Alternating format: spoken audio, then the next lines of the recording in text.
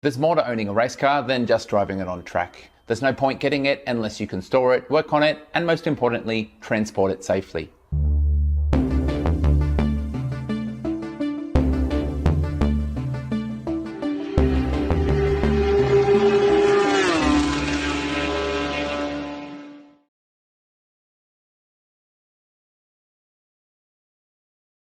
Since the last video, I have got the car back in the garage, put everything back together and tidied up a few things, but more about that in a future video when we cover pouring the seat, which is booked in with my mates for early December. But first, some people don't seem to understand that this moustache is not for speed, instead it's for charity.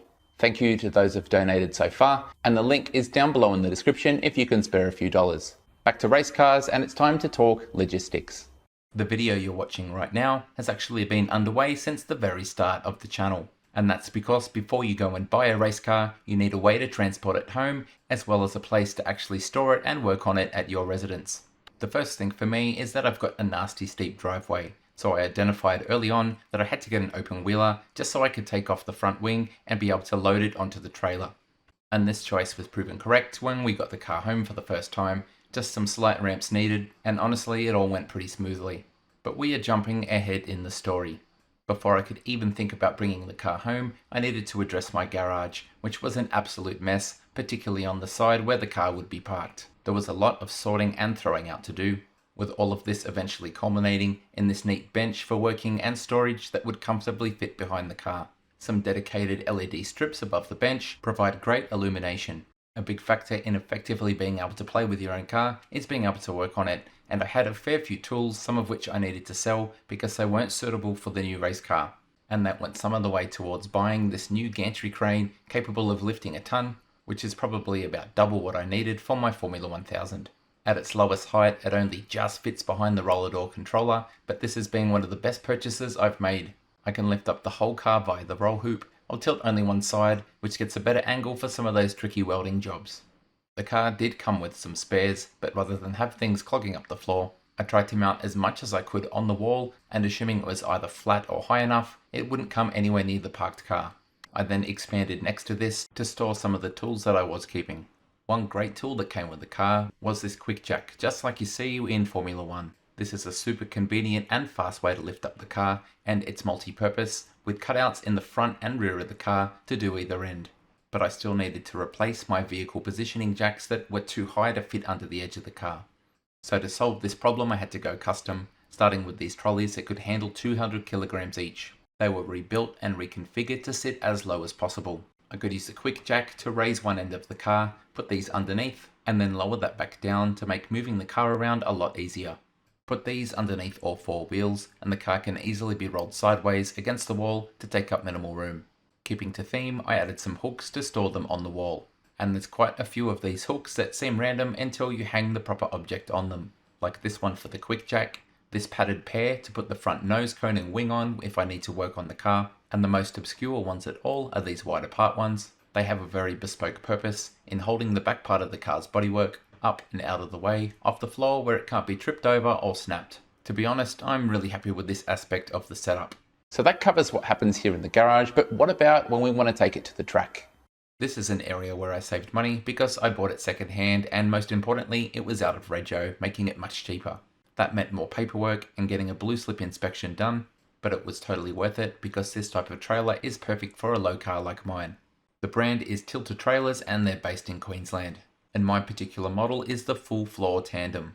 This video by Airbag Man embedded on their website showcases why they're great for race cars. They have airbag suspension and the whole tray can tilt.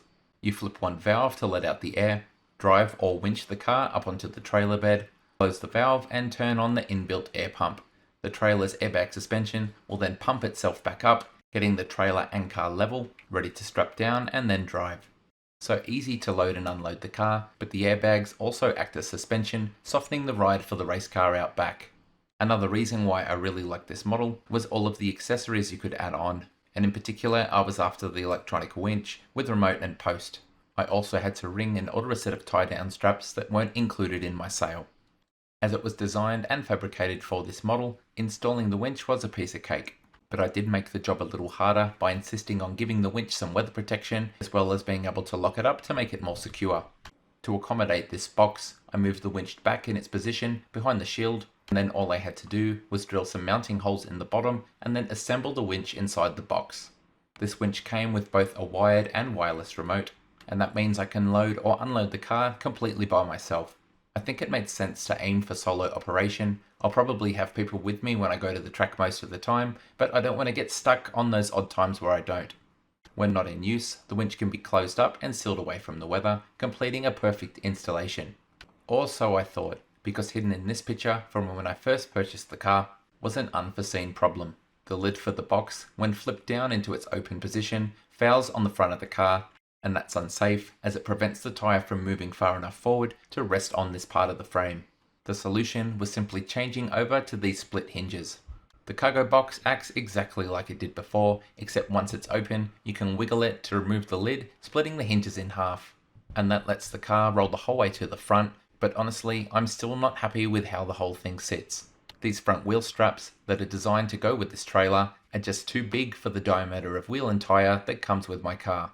Furthermore, the car sits so far forward that it's almost fouling on the inside of the winch, and that's with the nose cone off, which means it has to be transported separately. It's big, bulky, awkward, and it's going to take up a ton of room in the back of the ute. And on top of that, that means more of the car is exposed to the elements during transport. And to add one more layer, I'm not exactly happy with how the rear strapping works either. Brings us to the newest work completed on the project. When I was picking up the car from Matt, I asked him for suggestions on how to strap it down, and he sent me a link to this website, Lock and Load Transport. I ended up getting one of these adjustable e-chock kits, as well as 2 additional e-chocks, 4 sets of high tensile nut and bolt kits, and one of these truck ratchet tie-down straps. This video from the company explains how they work. The base tracks get bolted onto the trailer permanently. The car is then moved forward until the tyre is wedged against the e-chock. Then there's a strapping system that has a series of clips that go into the track, finishing with a ratcheting system to hold everything down tight. I figured this kit would let me position the car exactly where I wanted on the trailer, and I could move it far enough back so the nose cone could stay on. And at the rear, I would use the existing loops on the trailer with the truck tie-down strap to secure the rear of the car and keep it centered. Everything arrived without drama, so I could do a mock installation. The racing javelin you see here represents that front lip of the trailer where the tyre is meant to rest. And what I'm trying to do is see if the track is long enough to have it touch that front lip and still position the car far enough back so that the front wing doesn't hit. I also wanted to see if the wheel was small enough that I could slot in that second ramp just to provide a little bit more stability. The answer to both of these questions was luckily yes, and obviously tensioning the strap isn't going to do anything except lift the track off the ground because it's not bolted down. I was ready to go, so I just needed to measure the track width, which is around 1600 millimeters. And then I went up to the trailer to start the installation and saw that these eyelets were right in the way. So I experimented with positioning the track just inside the eyelets, but this width was too narrow to line up with the tyre.